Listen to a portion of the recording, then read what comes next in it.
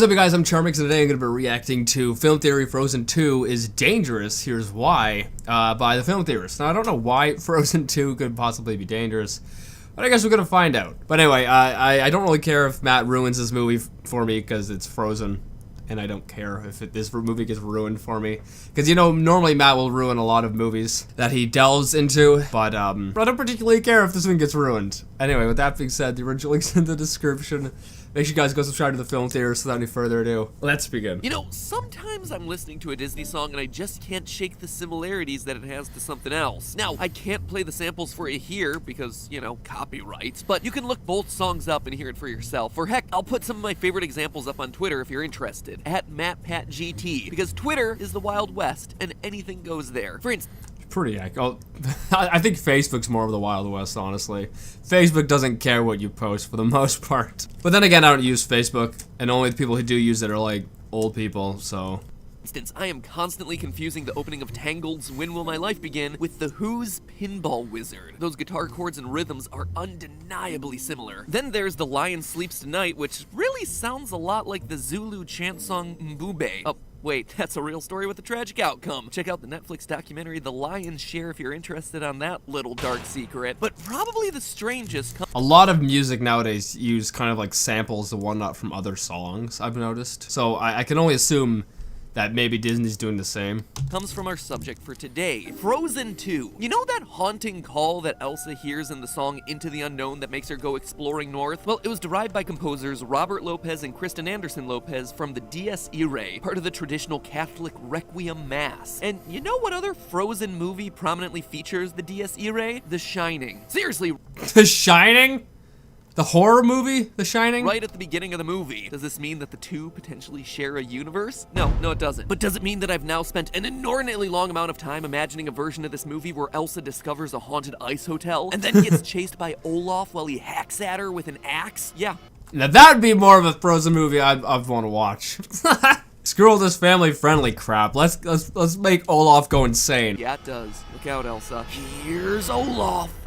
Hello, Internet. Welcome to Film Theory, the show that ventures into the unknown every week to lift the fog of uncertainty that separates us from the outside world. So that extended metaphor probably didn't make sense if you haven't seen Frozen 2, but no worries, it barely makes sense if you have seen Frozen 2, so nothing lost, nothing gained. Anyway, speaking of Frozen... Did you say I spent $15 on a ticket? 2 seamless segue alert. It's no secret that I've thought about this movie a lot, wondering everything from how cold it needs to be to freeze Elsa to who taught Kristoff's reindeer to sing. Must have been Kristoff. And where are all those sick electric guitar riffs coming from when he's in the middle of the forest? Is it the 6th elemental creature?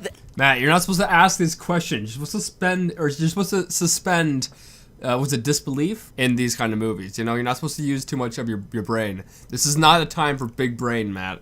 Elemental spirit of 80s radness. But one thing that stands out the most in this movie is Olaf, who digivolves from being a naive magical snowman in Frozen 1 to the version that we see in this movie, where he's the equivalent of a toddler that's chugged about 20 pixie sticks and insists on telling you every thought that enters his head. Have you ever had a dream? Memory? True fact. And while that might come across as annoying, well, it kinda is, but still, it actually gives us one of Frozen 2's most memorable scenes and best running gags, where Olaf spouts some of his favorite science facts. It's as random as it sounds, and I can only assume What the hell's that?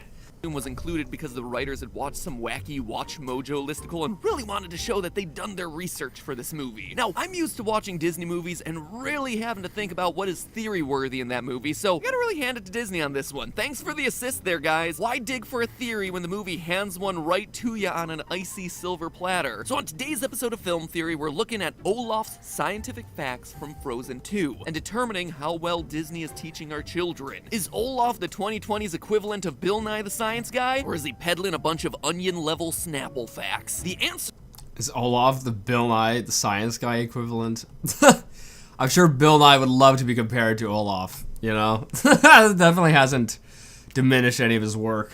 Is actually more nuanced than you would expect. Number 1. Right side, turtles can breathe through their butts. Frozen 2 ends its Is that true? little fact list with a butt joke, but I'm starting it off with one because we're classy AF here on Film Theory. And surprisingly, butt respiration is indeed a science fact. I did not know that. When turtles hibernate in the winter, they need very little oxygen to sustain themselves. So rather than breathing in and out with their lungs, the oxygen from the water that passes over their little turtle tushies is able to permeate into their bodies for respiration. It's a process known as cloacal respiration. And it's not just turtles Crazy. who do it. Frogs, salamanders, even some snakes can do it. Don't know how you learned about that one in the days before the internet, Snowman. That little fire lizard you just met might not want to go to sleep with you around. Probably be creeping up on him for science. Number 2. Did you know wombats poop squares? See what I did there? Made the poop one. I have heard that. I have heard that before. I don't know if it's true, but I've heard it. Number 2. Just another one of those highbrow little details you can expect on my Disney content. Now first, small nitpick, a square is a two-dimensional shape with 0 thickness, so no, nothing So you mean cube? poops in squares. However, if by squares Olaf meant cubes, then yes, this is indeed another science fact. We know for sure that wombat duty is in little blocks that look like this. Even weirder, scientists aren't 100% sure how wombats do it. I mean, we're wasting all this money trying to get Yeah, we need to stop throwing money at all these science things, you know, freaking going to Mars and all that. Screw that. We need to answer the real questions, you know? ourselves up into space, and yet we can't dedicate any money into researching the really important questions, how wombats are able to cubify their turds. Come on, science. Anyway, most think that wombats use the cubes to identify territory, and that the little blocks are less likely to roll away. This is gross, but mildly interesting, which, fun fact, was the working title for the show when we were starting it. Number 3. Did you know we blink Wait, what? That was the title of the show? 4 million times a day? Get back on track, Olaf. That's big ol' science fiction. In fact, it's not even close to being right. Humans blink a bunch, usually about 15 to 20 times per minute, and considering that we're supposed to be asleep for a solid 7 hours per day, it means that we're blinking about 20,000 times per day on average. Wow. Orders of magnitude away from Olaf's number. To get He said 4 million times? Yeah, that's a lot of BS. to Olaf's 4 million, even if you never slept, you'd still have to blink more than 46 times per second. So unless you're an insomniac whose eyes like to mimic strobe lights, you're not blinking 4 million times per day. I literally have no idea how they could have gotten to a number that is that wrong. Anyway, number 4. Did you know men Yeah, you probably could have just Googled and got a better answer than what Olaf spouted. are 6 times more likely to be struck by lightning? I can't say those numbers are necessarily perfect, but we'll call this one a science fact. According to Popular Science, between 1995 and 2008, men accounted for 82% of all the deaths by lightning strikes in the US. Is it chance? Does it have something to do with men's body chemistry? Is Zeus just trying to reduce the male population so he can seduce more Earth ladies? No, it's actually a much more simpler explanation. In the immortal words of Sailor J, Because men are stupid. men have been found to be far less likely to abandon outdoor activities like fishing, golfing, and camping when there's a thunderstorm. And wouldn't you know it, that's when they're getting zapped. So if you're outside in a thunderstorm, chances significantly increase. I mean, it makes sense. It makes complete sense. Also, forgive me for not being so energetic. I know I mentioned this in the earlier video, but like I feel like, I don't know, I hope I don't have the C virus, but I definitely feel as if I have a type of virus, because it's hard to breathe, and I feel like I got an itchy throat. That you're gonna be the one who gets hit by lightning when it does strike someone. Truly a shocking fact, I know. And finally, number 5. Did you know that water has memory? True fact. It's disputed What? Water has memory? by many, but it's true. I saved this one for last because, well, this isn't just an Olaf science fact, it's pretty much the whole movie's thesis. That there are these elemental energies that connect us to the past and to other people, and that water has it. Water has memory. Water has memory. Water has memory. Is that why Frozen 2 is dangerous? Because that's actually not a fact, it's just a big lie. Frozen really wants us to believe that this is true. Water has memory. But is it? Is it fair to say that water has anything that can be even remotely classified as memory? Well, that's a more complicated question and the main topic for today's theory. Does water have memory? And what would that mean if it did? I'm gonna go ahead and take a guess and say that is not true. The answer to that question, like the answer to most weird questions, starts off in the 1980s. Cue that 80s elemental guitar riff. Rad. In 1988, French researcher Jacques Benveniste published the results of a study in the scientific periodical Nature, which showed water's surprising ability to remember substances which had been in it previously. The study was named Human Basophil Degranulation Triggered by Very Dilute Anti-Serum Against IgE. Whoo boy, doesn't that one get you psyched? Not clickbait. Oh boy, now I gotta click. Read it. Real page turner, that one. Anyway, the study basically worked like this. Ben Veniste and his team started by isolating some very small amounts of human antibodies, which attack bacteria and viruses in the body. They then diluted those antibodies in water to the point where the concentration of the antibodies was effectively zero. They were obviously still in there, but they were surrounded by so much water in the sample that the solution shouldn't have been any more reactive than just plain water. They then agitated the water, which is fancy science talk for they shook it really hard, before taking samples and testing them by introducing what are known as basophils, a type of white blood cell that reacts to the presence of antibodies. And the basophils reacted. If that was too sciencey for you, it basically amounts to this. I'm allergic.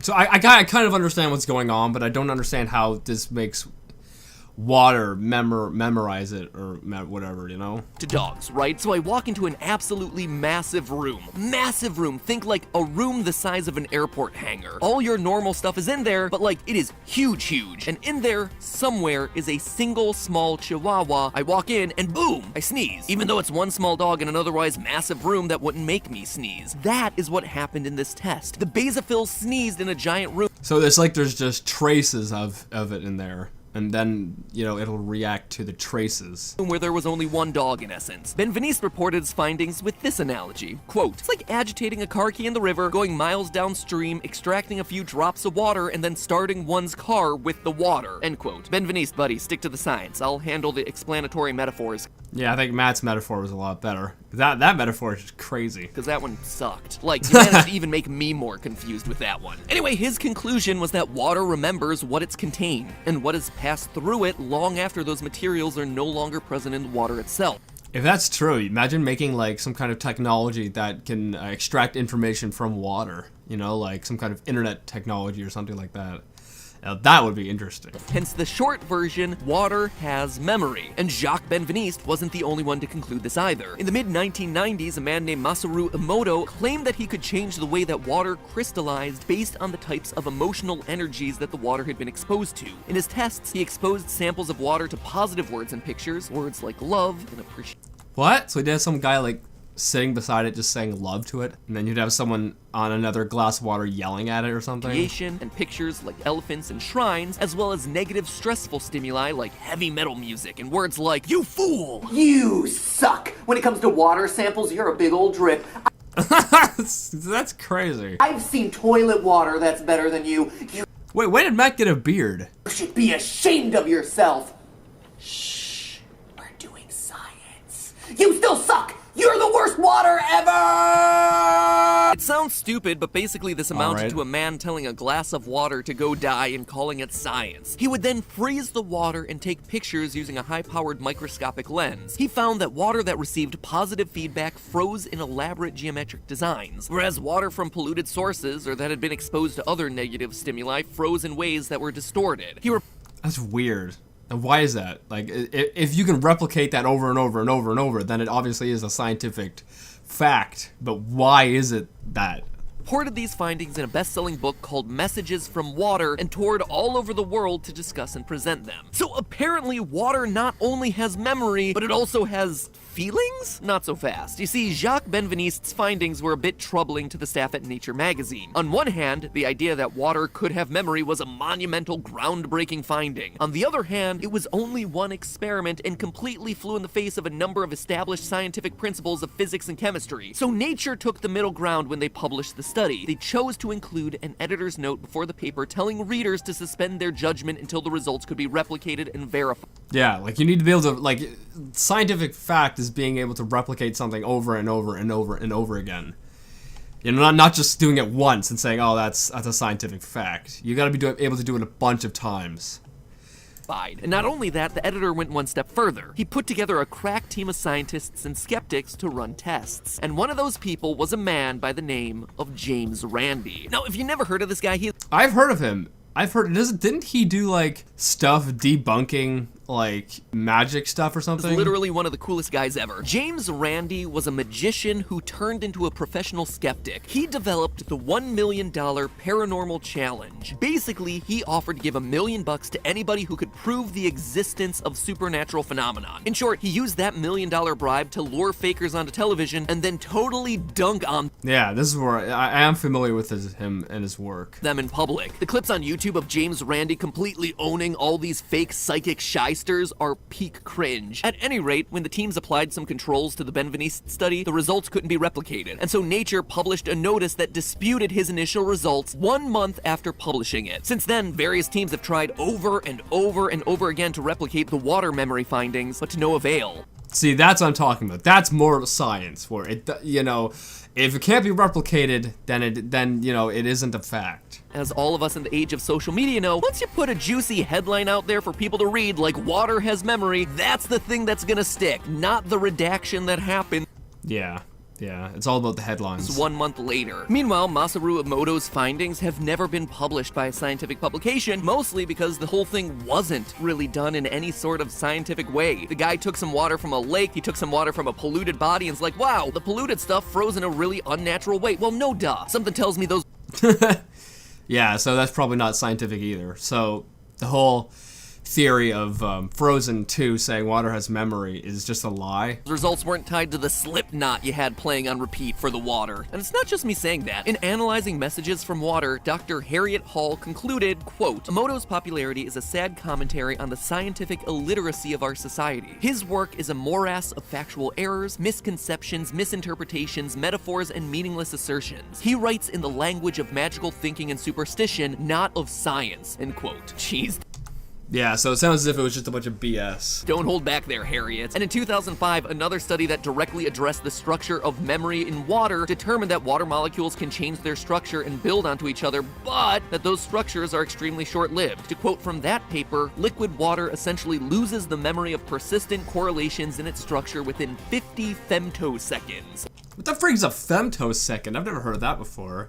A femtosecond is 1/1,000,000 of a billionth of a second. To scale, Wow. a femtosecond is to a second, as a second is to 31.7 million years. Wow. Have memory? Technically, yes, but its memory is vastly worse than Dory's. Overall, it's pretty safe to conclude that Olaf's big claim throughout Frozen Yeah, no, it's a lie. 2 is indeed a science fiction. Now, this might seem Then again, it is a freaking children's cartoon. And it's a cartoon, so you're not supposed to have... You know, you're supposed to suspend your disbelief or whatever, right? necessarily nitpicky to some of you. Okay, fine, so Disney stretched the truth about science facts. Big deal. Why are you complaining about fact versus fiction in a movie with a magical, non-melting snowman? Exactly. And yeah, I get that criticism. And the idea of water having memory and there being spiritual connections with nature is pretty on brand for Disney. Heck, Moana is pretty much all about humans having a connection to the water. But there's a difference, which is that Moana and the original Frozen don't claim to be invoking fact. In fact, he goes one step further. True. You know, they don't claim for it to be a fact, but since Olaf's going around spouting facts, then I guess it does. I can see how it does have a little bit of a more dangerous approach to it. And says it's disputed by many, but it's true. He is actively telling the audience to disregard the skeptics, and more importantly, the real science that we just covered. Scientific misinformation is really easily spread. Just ask Especially nowadays on like Facebook and Twitter and whatnot. your aunt about using a chopped up onion in your sock to remove toxins from your body. Yeah, that's a real thing that's circulated widely across Facebook. Facebook. There you go. No amount of logic or rebuttal is gonna change your mind when next Christmas she smells like the back of a burger stand. My main fear here in this is that kids look at Disney. Isn't it crazy how that kind of information spreads nowadays? It's like medieval times. This is the kind of stuff that would be going around. And it's crazy to see that it's still kind of a thing. You know, putting onions in your socks. What the hell? You Disney know? movies with the same level of blind faith. So when a movie tells them, hey, here are facts, and it's being communicated to them through a character that they know and that they love and trust in a movie that they might watch dozens upon dozens of times, they're gonna end up believing it's it. likely that they'll retain those beliefs for years. They won't question where they got those beliefs from in the first place. The good news is that I don't think anyone believing that water has memory is really gonna do them harm, but it's the principle of the whole thing. If Disney Yeah. truly wants to invoke science in its stories, then they need to be super careful about what they say is fact. fact. Just as importantly, we all need to promote replication and independent Yeah, you know, if it's a fact, it has to be replicated. verification of the science that we hear about to make sure it's credible and not just there to grab some headlines. So the next time that you're watching Frozen 2 with the family, remember to have a detailed discussion with any kids who are present about the scientific method and replication standards. I'm sure they'll thank you for it. Or, you know, more likely they'll probably just tell you to let it go. But hey! Yeah, that's more accurate. Although Frozen might be spouting BS, if you were to correct the kids and tell them, oh no, this is not actually true, they probably won't care. Anyway, that's it for this video. I'm going to end it here. I'm probably not going to have any reactions on Charmx 3 or 2 today. I feel like I'm in the verge of either a panic attack or something else. I feel very difficult to breathe at the moment. So I'm going to not record for any more today. But I hope you guys like this video nonetheless. And yeah, I can see why Frozen 2 could be considered dangerous, because it is spouting fact, which is not actually fact. You know, and that is dangerous, definitely in today's era where a lot of BS is spewed as being fact, and yeah, and that's on an everyday basis too. But anyway, whatever. With that being said, I hope you guys liked this video. If you did, give it a thumbs up if you're new, and subscribe to join the family. Make sure you guys go subscribe to The Film Theorist, and yeah, with that being said, I'll see you guys next time. Boop.